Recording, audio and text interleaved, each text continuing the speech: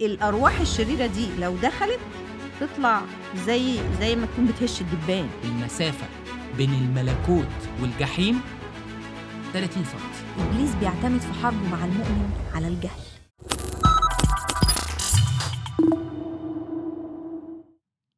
أهلا بيكم في تالت حلقة من بودكاست دردشة في أمور الله. النهاردة هنبتدي السلسلة الجديدة التحرير وسلطان المؤمن. بس قبل ما نخش في تفاصيل ونتكلم إحنا هنقول إيه في السلسلة ديت، متهيألي إنجي أنت كنت عايزة تشاركي إزاي الموضوع كله ابتدى معانا. الموضوع ابتدى معايا إن أنا قُلت لربنا يا رب استخدمني. في آيتين ابتدوا يظهروا قدّامي جامد أوي كده في الكتاب المقدس، اللي هي مرقس 16، 17، اللي هي هذه الآيات تتبع المؤمنين، يخرجون شياطين باسمي ويتكلمون بألسنة جديدة ويضعون أيديهم على المرضى فيشفون. المؤمنين، كل المؤمنين. والآية اللي في لوقا 10، 19 اللي بتقول ها أنا أعطيكم السلطان أن تدوسوا الحياة والعقارب وكل قوات العدو ولا يضركم شيء. سلطان وكل قوات العدو. الموضوع حاسة كبير، يعني الآيات دي أنا حافظاها طول عمري، بس مش عارفة ليه حاسة إنها واخدة أبعاد تانية كده معايا في الفترة دي. وبعدين لقيت آية تانية كده بتقول لأن الله هو العامل فيكم أن تريدوا وأن تعملوا من أجل المسرة. يعني أنت لما تسلم حياتك لربنا وتقول له يا رب استخدمني، هو بيبتدي يوجهك ويحط جواك شهوة قلبك إنك تنفذ الخطة بتاعته. حتى ولو مش هي دي الحاجة اللي أنت بتفكر فيها. لا، هو غالبا ما بتبقاش هي. فأنا بصيت لقيت إن أنا في جوايا حاجة كده بتدفعني جامد أوي إن أنا أتفرج على فيديوهات إخراج الشياطين، عربي وإنجليزي بقى وكله، مع إن أنا مش كده خالص. وتاني سبب كمان إن أنا تمام، أنا ماليش دعوة بالكلام ده. أنا واحدة مسيحية بنت ربنا، ليا علاقة حلوة بيه، بروح كنيسة بانتظام، خدمتي منتظمة، وسايطي الروحية كلها تمام. فأنا ماليش دعوة بحكاية إخراج الشياطين إيه، أنا كله حلو يعني. قعدت اتفرجت مدة كبيرة على الفيديوهات دي، كبيرة. وبعد كده حسيت إن ربنا حاطط جوايا كده رغبة في إن أنا أعرف أكتر عن مملكة إبليس وطريقته واستراتيجياته. فحط قدامي كتاب ابتدى يتكرر أشوفه، كذا حد يقول عليه وبتاع، فقررت أجيبه. اسمه Pigs in the Parlor، ده لفرانك هاموند. معنى Pigs in the Parlor يعني خنازير في الصالون، تمام؟ المهم الكتاب ده ابتديت أقرا فيه، وبصراحة يعني عمل لي كده قلبان. كان في مفاهيم صادمة. أول حاجة الراجل كان بيتكلم إيه اللي دفع، إيه اللي خلاه يدخل الخدمة دي أصلا يعني. فهو بيقول إن مش أنا، ده مش اختياري. أنا دفعت ليها يعني. فبيحكي القصة، بيقول إن هو كان عنده واحد صاحبه، صاحبه ده عزيز عليه جدا وإنسان حلو وكل حاجة وليه علاقة حلوة بربنا، بس كان عنده صداع شديد جدا، ألم رهيب. فالكاتب كان بيقف يصلي ربنا جدا إن صاحبه يخف من الألم ده لأنه بيتعذب. فربنا كشف له وقال له إن الألم ده بسبب روح شرير، وقال له أنت اللي هتخرج الروح ده. فهو يعني إزاي يعني، أنا ما ليش علاقة بالمواضيع دي خالص وبتاع، بس قال له روح واعمل اللي بقول لك عليه، هتخرجه بسلطان اسمي. فراح الكاتب لصاحبه وقال له ده الموضوع كذا كذا، وإن الألم اللي عندك ده ربنا كشف لي إن هو بسبب روح شرير وإحنا هنصلي عشان نخرجه. صاحبه قال له يا ريت خلص أي حاجة. فابتدى يصلي، فصاحبه ابتدت تظهر عليه أعراض والروح الشرير خرج وشفي تماما من الألم، تماما انتهى. فالكاتب بيقول إن أنا خلاص أدركت تماما يعني إن أنا ربنا دعاني لخدمة التحرير دي وإخراج الشياطين هو كان ومراته. فقال إن أنا ما ينفعش إن أنا أحرر الناس قبل ما أحرر نفسي. تحرر نفسك إيه يا عم، ده أنت مسيحي حلو وكويس وليك علاقة حلوة بربنا، تحرر نفسك من إيه؟ فابتدى طلب من مراته إن هي تصلي معاه صلاة التحرير، قامت جات عليه أعراض واتحرر. هو صلى مع مراته نفس الكلام. قلت الله، وبعدين بقى في الموضوع ده هو هو أنا طلعت مش تمام ولا إيه؟ بس ابتدى يتكلم في الكتاب كمان على بعض المظاهر اللي توري للشخص إن في روح شرير مسيطر عليه. ابتدى يتكلم عن حاجات موجودة في حياتنا كلنا تقريبا، يعني مشاعر صعبة مسيطرة عليك، مشاعر رفض، فشل، اكتئاب، كذا كذا، مسيطرة سيطرة كاملة يعني. أو أفكار مسيطرة على ذهنك بشكل صعب أنت مش قادر تتخلّص منها، حاجات كده. ومن ضمن الحاجات اللي اتكلّم عليها الكوابيس. فاكر أنا موضوع الكوابيس دوّة. أنا كنت متذكر إن أنتِ كل يوم تصحي الصبح كأنِّك أنتِ مخلّصة فيلم سينما. رعب ها؟ وتحكي ده حصل وشُفت لغاية اليوم اللي مرّة سألتيني سؤال أنا كنت متخيّل إنِّك عارفة إجابته، بتقولي لي: "هو أنت إيه بقى ما بتحكيليش عن الأحلام والكوابيس بتاعتك أو الأحلام؟" قُلت لِك: "أحلام إيه وكوابيس إيه؟ أنا بانام زي ما باصحى ولا باحلم ولا أي حاجة."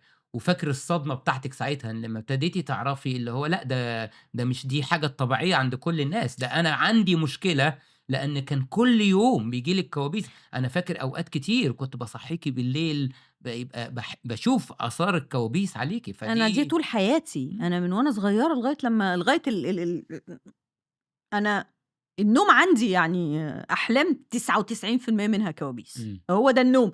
فكنت لإن ده طول حياتي كده، كنت متخيلة إن هو ده النوم عند البشر، ده الطبيعي. ده الطبيعي، إمم، فاتصدمت إمم. لمّا أنت بتقول لي أنا ما باحلمش، ما بتحلمش فجه ده بقى في نفس الوقت مع الكتاب بقى، إن مع هو الكتاب. وضّح إن دي زي أعراض زي ما أنتِ الله هو إيه اللي بتتكلمي. بيحصل ده؟ يعني هو ممكن الكوابيس دي فعلًا تكون حاجة جوايا وأنا ممكن أخلص منها؟ أنا بقى ما فكّرتش بقى روح شرير مش روح شرير، ما هو بيقول إن أنا عندي السلطان بقى فخلاص، يعني هو مدّيني كل المفاتيح، أنا بنت ربنا معايا السلطان بتاعه، وده حتى لو روح شرير هاخلص من الكوابيس يا جماعة. وابتدى يوصل لِك نفس المفهوم بتاعه اللي هو محتاج يحرّر نفسه هو كمان. بالضبط، فقُلت أنا كده محتاجة أتحرّر، وقررت بقى وخدت الأكشن بقى ودخلت الأوضة وقفلت على نفسي الباب، وابتديت أعمل الخطوات اللي هو اتكلم عليها كلّها واللي إحنا هنتكلم عليها كلّها خطوة، خطوة، المطلوبة علشان أقدر إن أنا أحرّر نفسي بسلطان اسم يسوع، لإن أنا بقى معايا السلطان خلاص، فإبليس ده he's nothing بس أنا ما كنتش عارفة. بس خلّينا نقول مش بقى معاكِ السلطان، عرفتِ عرفت، السلطان. عرفت، تمام. هو معايا على طول تمام. حياتي، بس yeah. أنا فهمت وعرفت أستخدمه إزاي. yeah. بس وابتديت أصلّي، وابتدت تيجي أعراض، على فكرة إحنا تخيُّلنا إن وجود روح شرير دي معناها بقى الناس اللي هي بقى بتقعد تتشنج بقى وتعمل مش عارفة إيه، مش دي الصورة اللي السينما والأفلام والدراما صوّرتها. وفي بعض الحالات بتبقى كده، بالضبط، بس ده لكن مش مش دايمًا. مش العادي، بس بالضبط. بس بقى الأعراض العامة بقى اللي هي بالحاجات العادية، ممكن تبُص تلاقي في ألم مثلًا في بعض أجزاء من الجسم، في تنميل، في تُقل مثلًا في حتة في الجسم، صداع، كده يعني. فابتدت تيجي لي الحاجات دي، أنا فرحت جدًا، صحيح كنت متألمة بس فرحانة، قُلت خلاص ده إحنا إيه، إحنا ماشيين كده بالخطوات وشغالة، واسم يسوع إيه بقى. وابتديت أصلّي عشان الكوابيس وحاجات تانية كتير بقى جِبت من ورا خالص من وأنا طفلة، إيه اللي ممكن يكون تعبني، traumas مثلًا، صدمات، كل ده هنتكلم عليه في السلسلة. بالضبط. المهم قعدت أصلّي لغاية لمّا كل الأعراض دي خلصت تمامًا وحسيت إن أنا فايقة كده وخفيفة ومرتاحة ومستنية بقى الليلة بقى اللي هانام. ونمت الليلة دي، وكانت أول ليلة في حياتي ما أحلمش فيها، ولا كوابيس ولا غير كوابيس. أنا ما بقيتش مصدقة نفسي، حقيقي. كانت إحساس رائع، تخيل هو ممكن ناس تقول إيه ده موضوع عبيط يعني، إنما صدقوني ده مش عبيط خالص، خالص. إن أنت تبقى نايم كل فترة الراحة المفروض إن أنت ترتاحها كلها كوابيس، المهم إن أغلبها اللي هي تصحى منها كده دي، صعبة. هي ممكن نقولها بطريقة تانية، الكوابيس بالنسبة لِك زي عند بعض الناس الاكتئاب اللي مسيطر عليهم، زي عند بعض الناس الفشل اللي مسيطر عليهم، يس. زي بعض الناس الخطايا، وكل الكلام ده كله إحنا هنتكلم عليه، بس ده الحاجة أو حاجة من ضمن الحاجات الأساسية اللي كنتِ حاسة إنها مسيطرة عليكِ، مش حاجة حصلت مرة ومرتين، دي حاجة تقريبًا بتحصل كل يوم، ولمّا صليتِ واتحررتِ ومشيتِ تبع الصلاة، استخدمتِ سلطان اسم يسوع المسيح، خدتِ التحرير والدنيا اتغيّرت معاكِ. تمام. دي كانت البداية زي ما يقولوا الشرارة اللي ابتدت كل حاجة. ولغاية دلوقتي الكلام ده حصل من مدة كبيرة، من حوالي لأ مدة كبيرة يعني لغاية دلوقتي ما فيش كوابيس، دي حاجة رائعة يعني. وابتدينا بعد كده نصلّي مع الناس، يس. وابتدينا نشوف الناس بقى بتتحرّر، إمم. ابتدينا بقى نشوف حاجات إعجازية، ابتدينا نشوف عمل ربنا العظيم. أُسَر، علاقات زوجية كانت خلاص الناس وصلت للطلاق و وابتدوا يعملوا ورق الطلاق عند المحامين، صلّينا معاهم بقوة اسم يسوع المسيح، رجعوا تاني قطّعوا ورق الطلاق، والخلافات اللي بقى لها سنين انتهت في لحظة لمّا اتحرّروا بسُلطان اسم يسوع المسيح. ناس كانت واقفة مش قادرة تتكلّم، تفتح بُقّها وتكلّم وتصلّي في لحظة. أنا مش هانسى المشهد لمّا كُنّا بنصلّي مع شخص وكان بيعيّط ويضحك في نفس الوقت، كان مبتسم وفرحان جدًا وفي نفس الوقت بيعيّط مش مصدّق التغيير اللي حصل. وناس تانية كان مسيطر عليها خطايا وشُفنا أمراض شُفيت، ناس اتحرّروا من السحر بقوة اسم يسوع المسيح. بس أنا عايز أقول لِك حاجة يا إنجي، أكتر حاجة لمستني وأكتر حاجة شُفتها بعينيّا عظيمة مع الحاجات دي كلّها، الخطة، رجوع الناس أو خروجهم من الفخ اللي إبليس كان عامله لهم. كلّنا كمؤمنين يسوع المسيح ليه خطة في حياتك يستخدمك، بس المشكلة إن ليه ناس مش مدركة الموضوع دوّة لأنهم مقيدين. خلّيني أتكلم على شعب الله، بيحكي الكتاب المقدس عن خروجهم من أرض العبودية في طريقهم لأرض الموعد. الكتاب المقدس بيقول delivered يعني إيه؟ يعني اتحرروا. هو ده بالضبط التحرير اللي إحنا شُفناه بعينينا. شُفنا مؤمنين مقيدين ومربوطين مش عارفين يمشوا في خطة ربنا ليهم، لكن لمّا اتحرروا قدروا يمشوا في خطة ربنا ليهم، ابتدوا حياتهم الجديدة مع يسوع المسيح. هو ده السبب اللي خلّانا نفكّر ونقرر إن إحنا نبتدي السلسلة ديّة. السلسلة دي ليها أهداف كتيرة، بس خلّينا نقول الأهداف في كلمتين، إن إحنا نعرف وإن إحنا ننفّذ. خلّينا نتكلم على الحلقات اللي هنتكلم بيها في السلسلة، مقدمة وبنحكي عن السلسلة، وهنبتدي نتكلم على مفاهيم رئيسية. مشكلة زي ما أنتِ كنتِ بتحكي بالضبط، إن عندنا تخيُّلات، التخيُّلات دي واخدينها من العالم، معرفة غلط، معرفة كدب إبليس حاطّه في ذهننا، واخدين معرفة من ثقافات غلط، من حتى أديان تانية ما لهاش علاقة بالمعرفة المسيحية. فالنهارده هتبقى بداية السلسلة نتكلم على المفاهيم الرئيسية. الحلقة الجاية هنتكلم على الأبواب المفتوحة. أنا دلوقتي الشيطان بيدخل منين؟ عايز أحمي نفسي، يبقى لازم أعرف الأبواب المفتوحة إيه هي، الأبواب اللي بيدخل منها سواء بإرادتي أو غصبًا عني، وهنعرف بالضبط يعني إيه غصب عني، وإزاي أقدر أسدّها عشان أقفل الباب عليه. بعد كده هنتكلم على أنواع الأرواح الشريرة، مش معرفة نظري، بالعكس معرفة عملي. هاقدر أمّا أسمع الحلقة دي أقول أنا دي مشكلتي، دي مشكلتي، يبقى أنا عندي مشكلة في الروح دي أو دي. طبعًا إحنا الروح القدس هو اللي بيدّينا التمييز، بس مع التمييز أنا لازم أتمرّن ولازم أتعلّم. ومش بس هاعرف، لأ ده هاعرف كمان إزاي أقدر أتخلّص من الروح الشرير ده.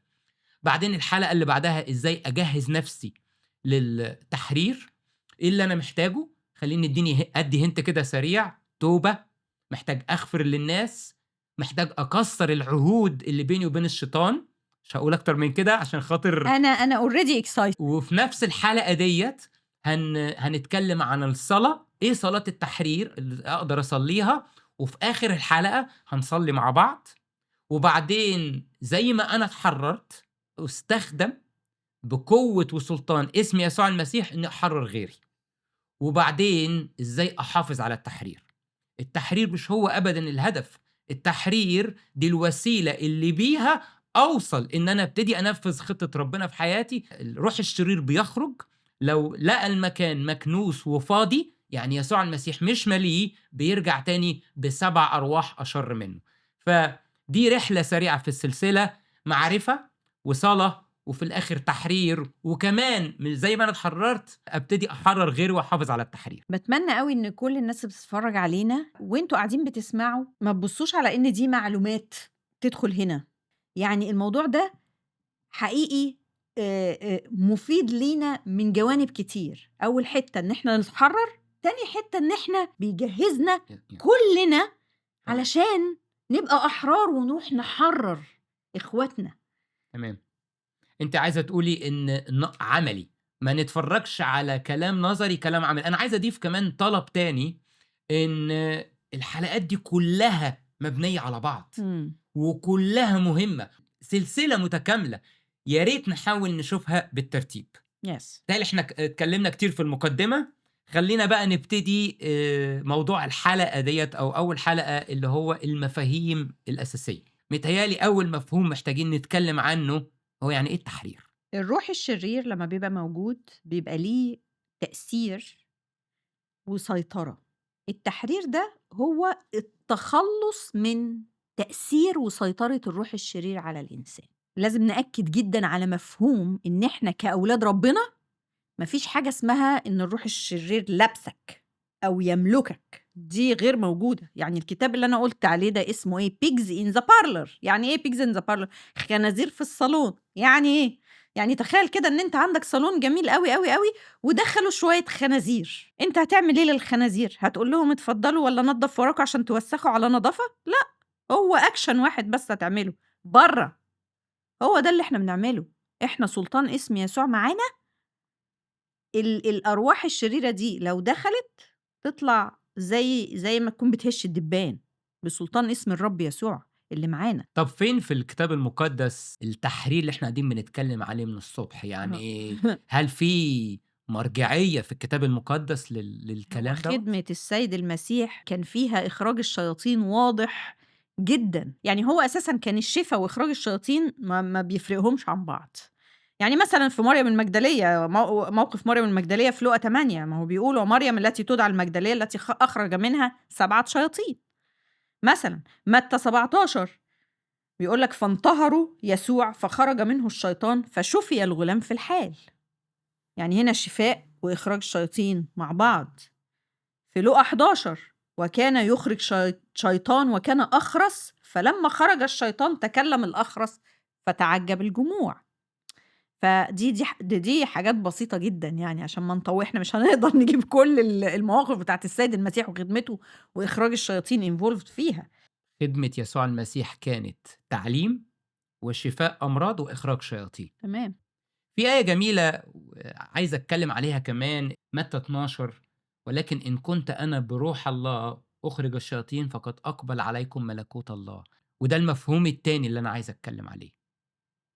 مشكلة ناس كتير إنها متخيّلة إن العالم المادي اللي شايفينه هو ده كل حاجة، فمش مش ده الأساس، الحقيقي أو الأساس العالم الروحي. فإحنا عندنا مملكة الله ومملكة إبليس، فده المفهوم التاني. المفهوم التاني فيه مملكتين، بس الأخبار الجميلة إن مملكة الله هي المنتصرة، وإحنا مؤمنين بيسوع المسيح، فإحنا مواطنين وأعضاء في ملكوت السماوات أو في مملكة الله المنتصرة على إبليس.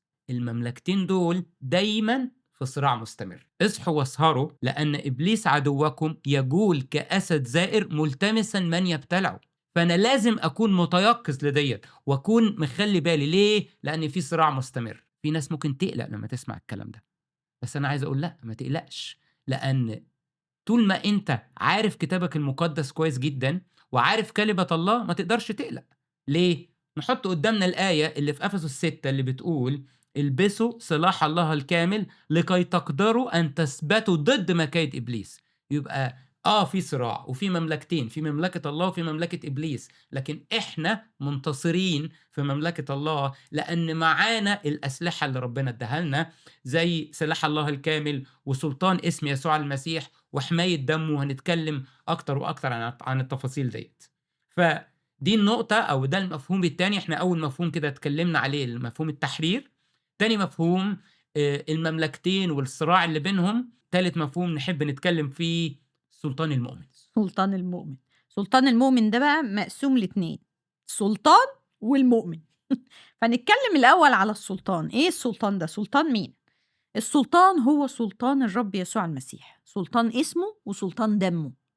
في رسالة كولوسي الإصحاح التاني بتقول: إذ جرد الرياسات والسلاطين أشهرهم جهارا ظافرا بهم فيه. وفي فيليبي 2 بتوري سلطان اسم يسوع، بتقول: لذلك رفعه الله وأعطاه اسما فوق كل اسم، لكي تكسو باسم يسوع كل ركبة ممن في السماء ومن على الأرض ومن تحت الأرض. وسلطان دم يسوع ظاهر في سفر الرؤيا الإصحاح 12: وهم غلبوه بدم الخروف وبكلمة شهادتهم.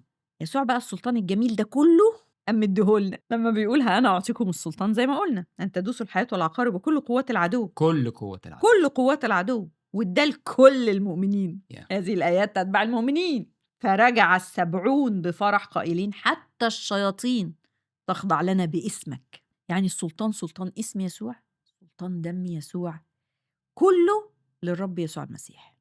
السلطان تمام للرب يسوع، وهو pass it to us أو سلمه لنا، ادانا السلطان بتاعه ده. عشان نتكلم عن المؤمنين يبقى لازم نتكلم عن الإيمان الحقيقي. هو الإيمان أنواع؟ طبعا الإيمان أنواع. في إيمان حقيقي وفي إيمان عقلي. كانت في جملة سمعتها جميلة قوي بتقول: المسافة بين الملكوت والجحيم 30 سنتي. أنا قلت إيه يقصد إيه؟ المسافة بين العقل والقلب هي دي المسافة بين الملكوت والجحيم. يعني إيه؟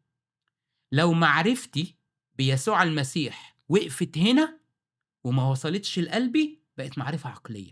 إيمان العقلي يعني أنا عارف بيسوع المسيح إنه رب وإله، بس المعرفة العقلية بتخليني بدل ما أحب أخويا أتكبر ودينه. ما أنا عارف، فأنا المعرفة العقلية تديني تشامخ، تديني تكبر، تديني ذات. المعرفة العقلية تخليني إنسان بشخصيتين، ساعة لقلبك وساعة لربك. مش عايش الحياة المسيحية صح، لأ، أنا جوه الكنيسة شخص وبره الكنيسة شخص تاني. تخليني بعمل وسائط النعمة عشان أريح ضميري، مش بعملها عن حب ربنا، بعملها عشان أتيك ذا بوكس. بتخليني ماشي ورا المنطق البشري. ربنا يقول لي مثلا ادفع العشور، لا، الموضوع مش منطقي. ده أنا بالعافية عايش بال100%، عاوزني أعيش بال90%. كلام مش منطقي. إيمان العقلي ما بيبقالوش ثمر غير الإيمان الحقيقي. أنت تؤمن أن الله واحد، حسنا تفعل، الشياطين أيضا يؤمنون ويقشعرون. يعني ده معناه إيه؟ معناه إن لو إيمانك واقف على قد إنك مصدق مش عايش، يبقى إيمان عقل. في آية تانية مهمة قوي وأعتقد إنها مرعبة للمؤمنين، الآية اللي موجودة في متى 7: كثيرون سيقولون في ذلك اليوم: يا رب يا رب، أليس باسمك تنبأنا، وباسمك أخرجنا شياطين، وباسمك صنعنا قوات؟ حينئذ أصرح لهم: إني لم أعرفكم قط، اذهبوا عني يا فاعل الاسم.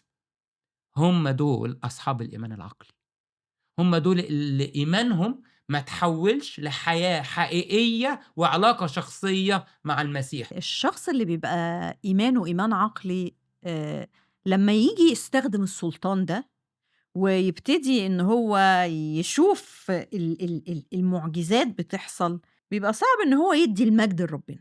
بيبتدي الموضوع يجي عنده بكبرياء وبحب بالظبط. ظهور، وممكن في ناس كتير بتستخدم الحاجات دي للكسب المادي، بالظبط. فما بيدوش المجد لربنا، بيبقى حولوه لأغراض شخصية. yeah. فعشان كده بتنطبق عليهم الآية دي: أنا لم بالظبط. أعرفكم قد، انتوا بالظبط. ما بتدونيش أنا المجد. أنا بستخدم سلطان اسم يسوع المسيح لمجد الشخص. يس. بالنسبة بقى للإيمان الحقيقي، المؤمن بقى اللي عنده الإيمان الحقيقي ده إنسان عايش مع ربنا علاقة حية، علاقة شخصية، عارف الرب يسوع مش عارف عنه، يعني مش بيجمع معلومات اللي هو بقى زي ما انت بتقول من هنا لهنا، لا ده نزل هنا بقى خالص. بيبقى فاهم معنى كلمة الإيمان زي ما اتشرحت في الكتاب المقدس: الثقة بما يرجى والإيقان بأمور لا ترى. يعني تبص تلاقي اللي عنده إيمان عقلي ده يقول لك إيه، يحصل الموضوع فصدق، واخد بالك؟ إنما اللي عنده إيمان حقيقي ده ثقة بما يرجى وإيقان بأمور لا ترى، أنا مصدق. مش المنطق البشري هو اللي هيقف بيني وبين معجزتي، لا مش المنطق إطلاقًا. البشري هو اللي بيحركني في إن أنا أنفذ الوصية، في إن يبقى عندي ثقة وتسليم كامل لربنا. ما دام الرب يسوع قال حاجة في الكتاب المقدس وادّاني وعد أنا مصدّقه، لذلك أقول لكم كل ما تطلبونه حينما تصلون فآمنوا أن تنالوه فيكون لكم. مش بقى إيه، أنا أشوف فاصدّق، لأ، أنت تصدّق الأول إن أنت خدت الحاجة دي فهتكون لك. ده الإيمان الحقيقي. محتاج أبُص لنفسي وأشوف أنا معرفتي كل ما بتزيد ذاتي بتتضخم والّا محبتي اللي بتزيد؟ هو ده أعتقد الميزان الحساس، وثقتي في ربنا قد إيه، والمنطق البشري هو اللي بيمشّيني والّا المنطق الإلهي؟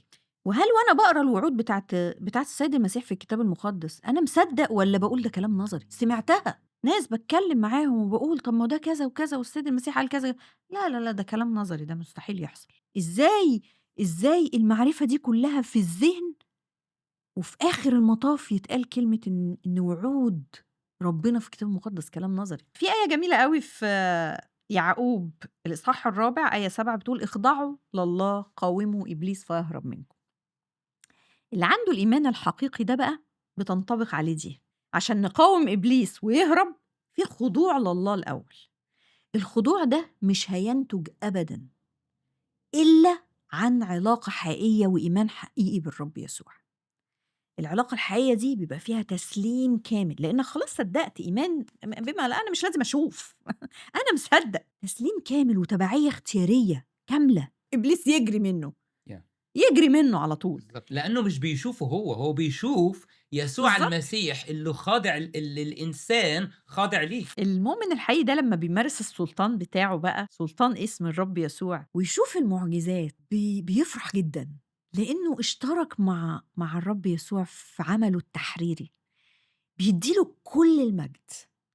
يعني بيبقى يعني ينبغي أن هذا يزيد وأنا أنقص، عارف ده ما مش باصص على نفسه نهائي، هو شايف عمل الرب يسوع بالكامل ومجده بالكامل في المشهد، وبيدّي له كل المجد. في حاجة تانية عايزين نتكلم عليها، إبليس عامل عمايل رهيبة جدًا، الناس مش عارفة تفرفص منه، إيه السبب؟ مع إنه عدو مهزوم. هي المشكلة هنا إن إبليس بيعتمد في حربه مع المؤمن على الجهل، الجهل بكذا ناحية بقى، الجهل ب ب بالسلطان اللي معاك، الجهل بوجود إبليس في المشهد أصلًا، بأسلحة إبليس، باستراتيجياته، بقيمتك أنت في ربنا، بالقوة المُعطاة ليك. أنا مثلًا قاعدة مع واحدة صاحبتي في كافيه، وبعد كده أنت اديتني مسدس، تمام؟ أحدث مسدس تقني بقى يعني حديث، حاجة حديثة كده، يعني تخبط بيه طلقة واحدة تموّت 100 مثلًا.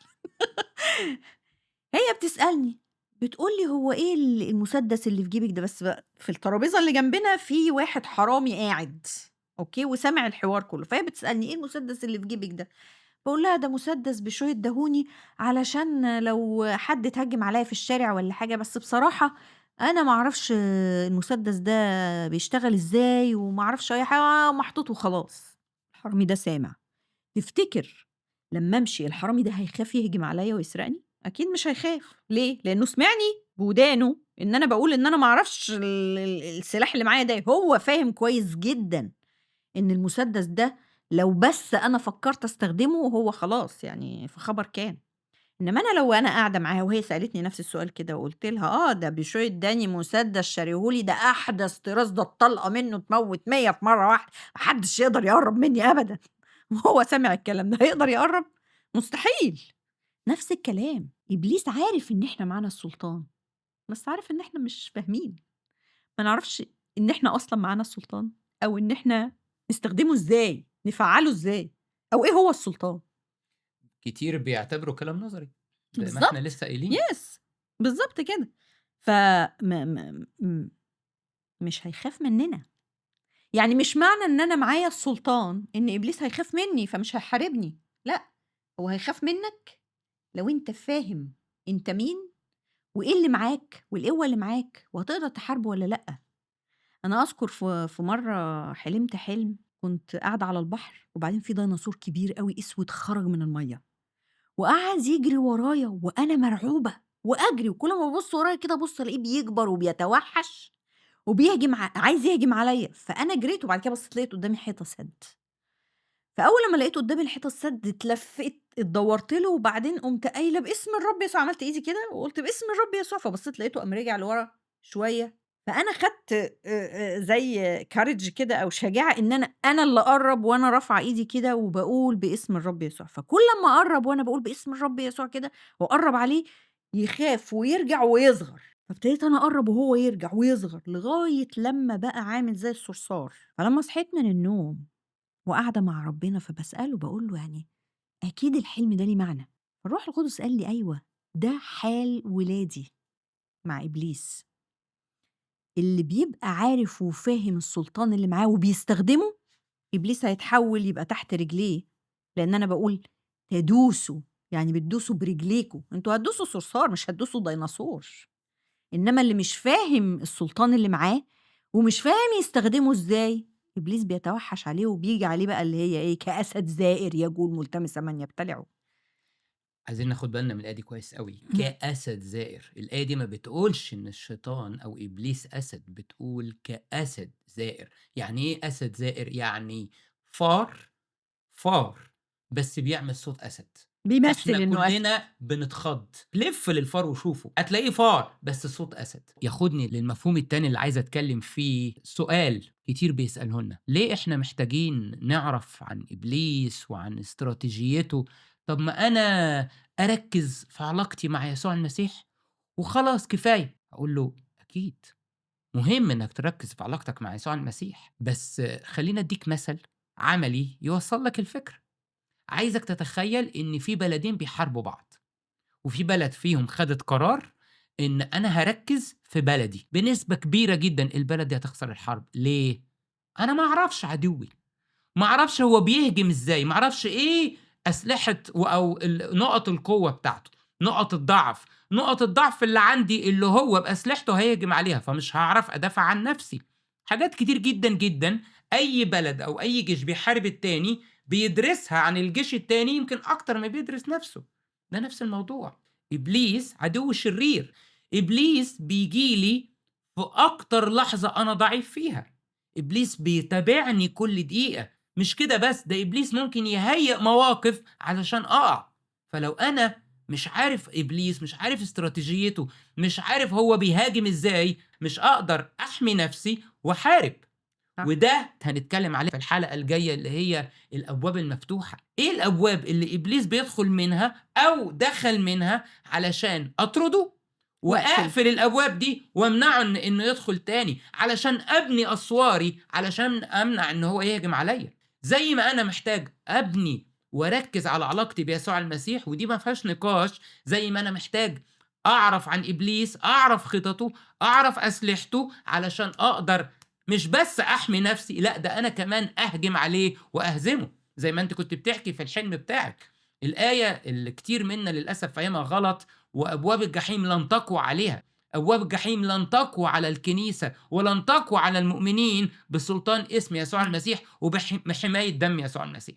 صح، ما هي الأبواب دي بتعمل إيه وظيفتها؟ يعني بتحمي. المدينة اللي عندها أبواب دي الأبواب بتحمي المدينة، ففعلًا أبواب الجحيم إحنا دايمًا كنا فاكرينها إن أبواب الجحيم لن تقوى عليها، إن الجحيم مش هو لمّا هيهاجم على الكنيسة مش هيقدر عليها، إنما لأ، ده طلع فعلًا زي ما أنت بتقول، إن المؤمنين الكنيسة هي اللي بتهجم على الجحيم لأن إحنا اللي عندنا وبتكسّر السلطان. أبوابه، صح، صح بالظبط. 100% يعني إحنا اللي معانا الآية السلطان، إحنا الأقوى.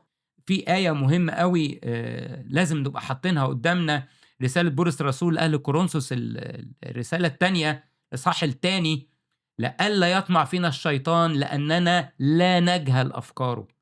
فبولس الرسول بيتكلم بكل وضوح، إحنا محتاجين لا نجهل أفكاره.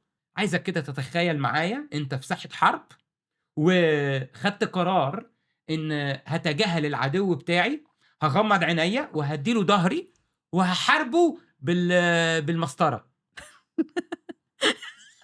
كده عدوي واقف من بعيد بيضحك وكسب المعركة من غير حتى ما يدخلها. لأ، المشكلة إن هو عدو يعني مسلّح بأحدث الأسلحة بالظبط، التكنولوجية يعني. بالظبط.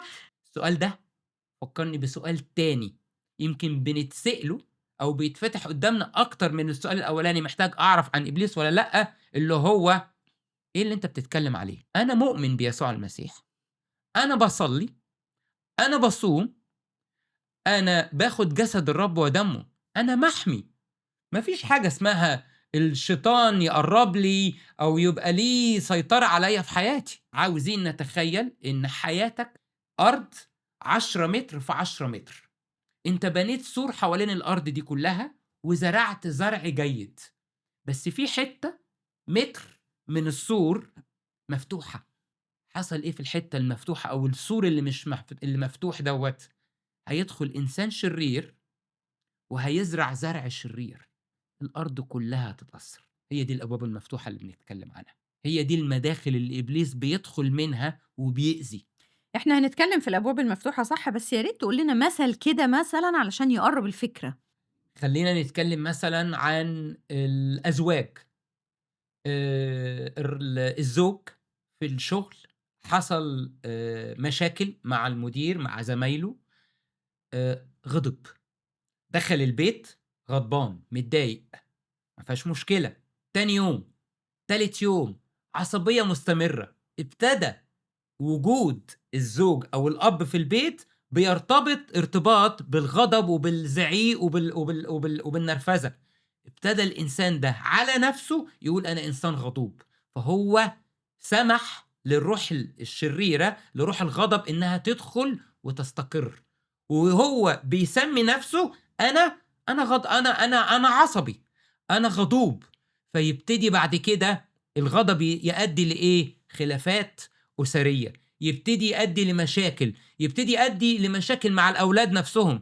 هو إنسان ملتزم جدا وعلاقته بربنا ممتازة وكل اللي احنا اتكلمنا عليه، بس باب صغير دخل منه الشيطان، ابتدى يدخل غضب، والموضوع بيبتدي بغضب وبعد كده بيكمل بحاجات تانية، وممكن في يوم من الأيام نلاقي ده أدى إلى فشل في الأسرة نفسها. يعني هو في أو البداية كان موقف حصل في الشغل، بس هو تفاعل معاه بغضب، وبعد كده إبليس ابتدى يمهد الموضوع ويجهز له مواقف تانية تخليه يغضب. فشل.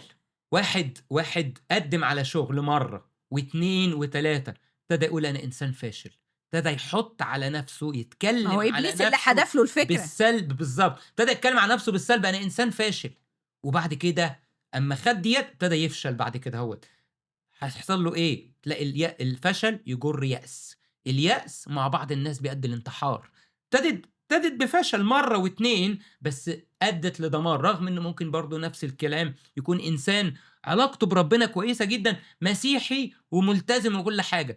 أنا هتفق مع اللي بيقول إن أنا إنسان مسيحي فأنا مفروض محمي. الكلام ده صح 100%. محمي لو الأسوار مغطية حياتي كلها، أبوابي لو كلها مقفلة. بالظبط لو الشيطان ملوش مدخل في حياتي أو ما دخلش في حياتي وأنا صغير. ده اللي على فكرة عايزين نوصل له في نهاية السلسلة دي، إن كل واحد فينا يفهم إيه الأبواب اللي مفتوحة، إيه الأبواب اللي كانت مفتوحة في حياته، يتحرر ويقفل الأبواب كلها، وساعتها إحنا محررين تماما ونبتدي ننفذ أو نعيش خطة ربنا في حياتنا. بالظبط. خلينا نبص على يوحنا الأولى إصحاح الأول. ولكن إن سلكنا في النور كما هو في النور فلنا شركة بعضنا مع بعض، ودم يسوع المسيح ابنه يطهرنا من كل خطية. واخدين بالنا هنا من الشرط؟ لازم علشان أبقى محمي بدم يسوع المسيح واتطهر، في شرط هنا: إن سلكنا في النور. إن سلكنا في النور يبقى في كونديشن.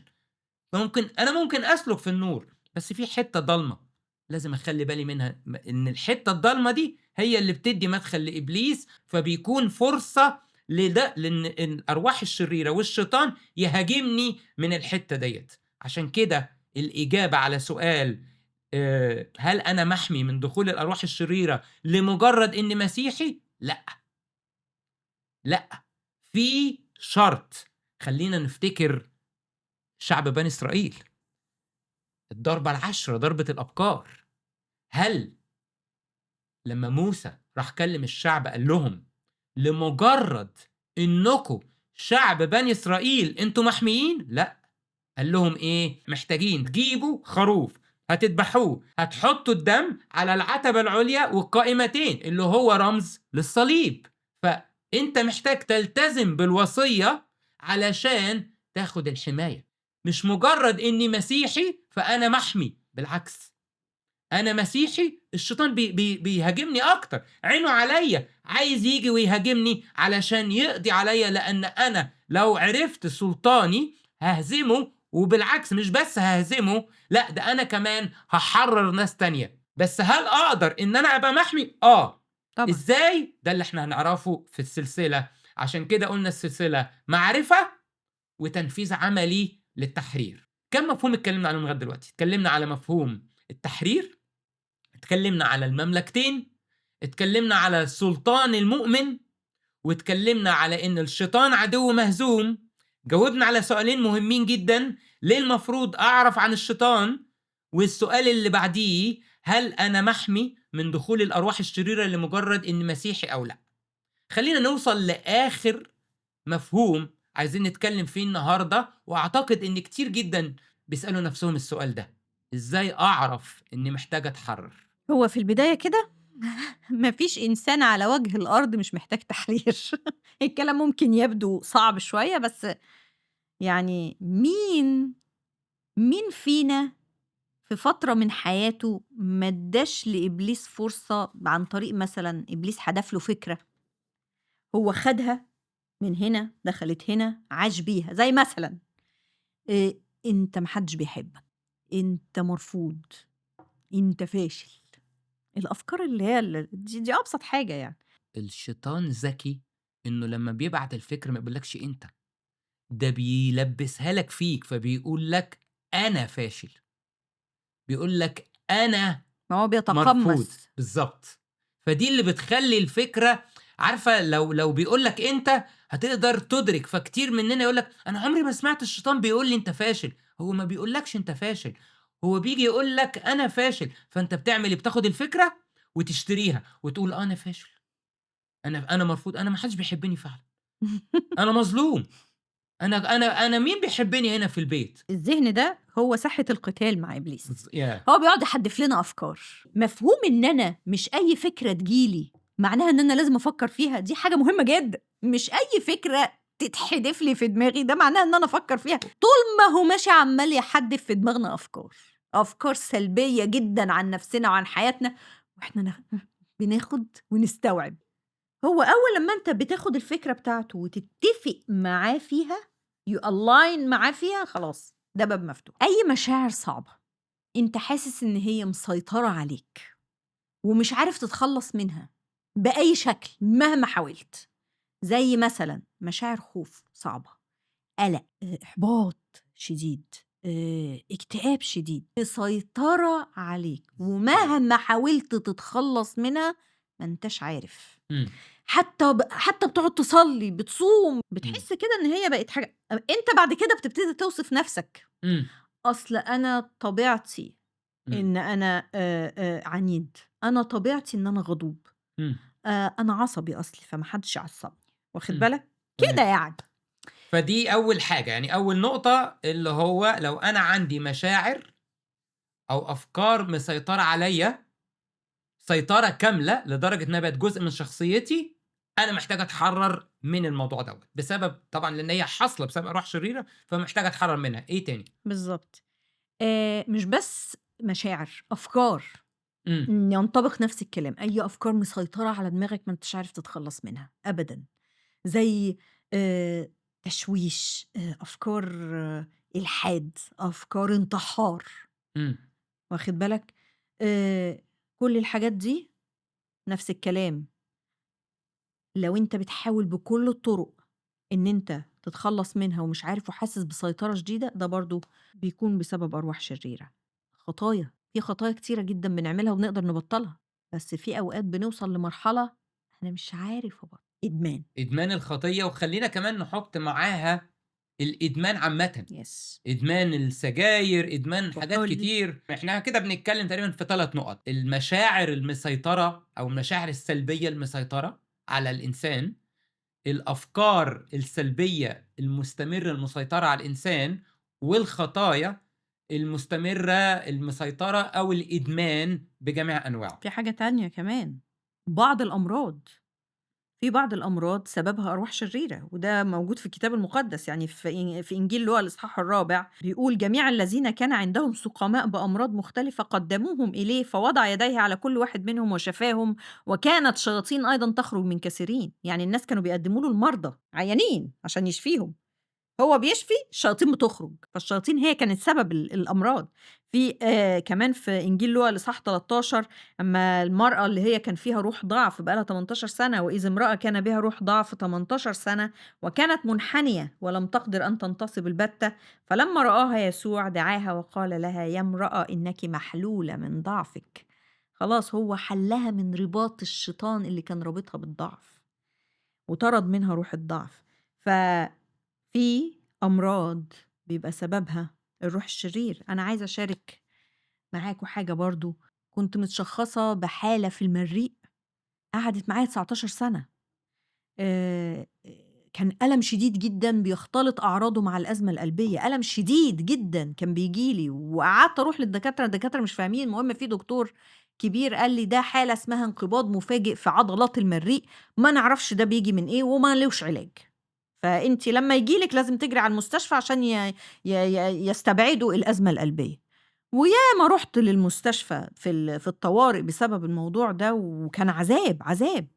وبعد أمّا فهمت المعرفة الجديدة والحاجات الحلوة دي كلّها والسلطان، وإزاي إن ممكن بعض الأمراض تكون سببها حاجة زي كده، حصل لي مرّة الألم ده، وبعدين قُلت طَب ما هو جايز يكون كده، وابتديت أصلّي بالسلطان باسم الرب يسوع الألم ده يسيبني حالًا، وفضلت أقولها 5 دقايق وبصّيت لقيت الألم ده كان ممكن يقعد معايا بال4 أيام أسبوع.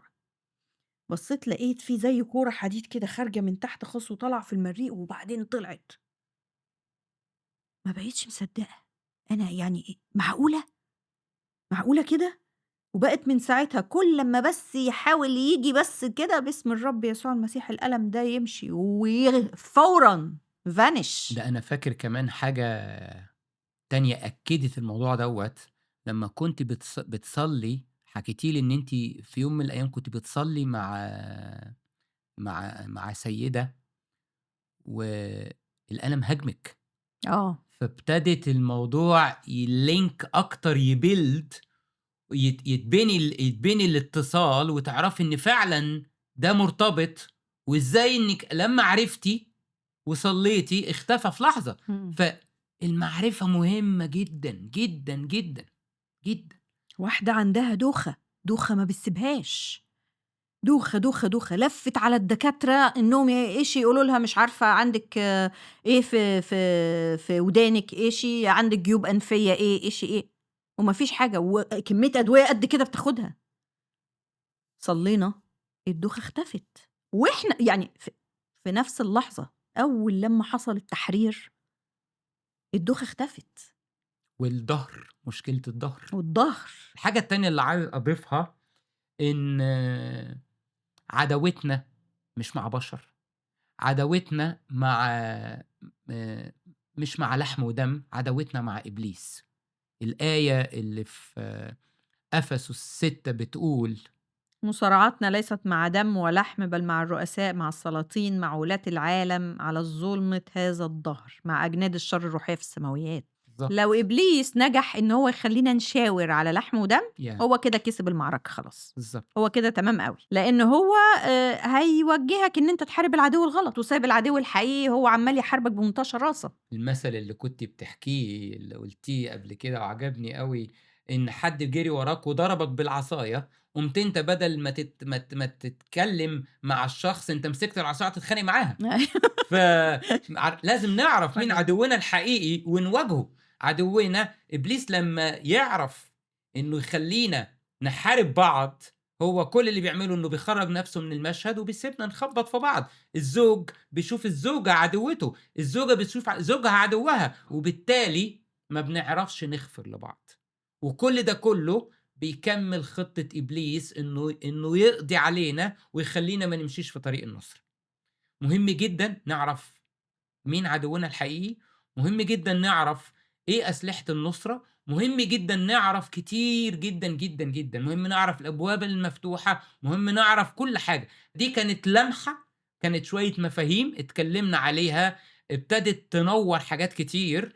الكلام كله عملي، ما فيش كلام نظري، إحنا كل حاجة بتعليم من الكتاب المقدس. في حاجة تاني تحبي تضيفيها؟ أنا أحب أضيف حاجة مهمة جدًا، لمّا بنتكلم وبنقول إن الأفكار مسيطرة والمشاعر اللي مسيطرة والحاجات دي كلّها، بنقول حتى لو صلّينا وطلبنا من ربنا إن هو يشيل والحاجات دي كلّها ما بتمشيش. تخيّل إن أنت حد ضربك برصاصة والرصاصة دخلت، Yeah. رُحت للدكتور قام نضّف لك الجرح من برّه، حط لك عليه بلاستر وادّاك مرهم antibiotic، هل هيخف؟ مستحيل، مستحيل طبعًا. لازم تتشال الرصاصة. Yeah. علشان الجرح ينضف ويلتئم، وإلا هيفضل فيه التهاب وبهدلة. ده نفس الكلام، لازم الروح الشرير المسبب للتعب ده لازم يطرد، وربنا مدينا السلطان، بيقول لنا يلا يا حبايبي انتوا ولادي أنا مديكوا السلطان، مارسوا السلطان بتاعكم بالضبط. واتحرروا. شوك اتزرع في أرضي، الحل أشيله عشان الأرض تنضف ويبقى مكانه أزرع زرع جيد. صح. تقريبًا تِلت خدمة يسوع المسيح تحرير، تعليم وشفاء أمراض وتحرير من الأرواح الشريرة. كنتم معانا في أول حلقة من سلسلة التحرير وسلطان المؤمن. إحنا بنرد على كل الأسئلة، لو عندك أي سؤال أو أي تعليق هنبقى مبسوطين جدًا، جدًا إن إحنا نرد على كل أسئلتكم. زي ما اتفقنا حاولوا تشوفوا الحلقات كلها بتاعة السلسلة بالترتيب علشان الحلقات مبنية على بعض. مبسوط جدًا يا إنجي إنِّك أنتِ كنتِ معانا النهارده، أنا كمان مبسوطة أوي. ونشوفكم بإذن الله في الحلقة التانية من سلسلة التحرير وسلطان المؤمن.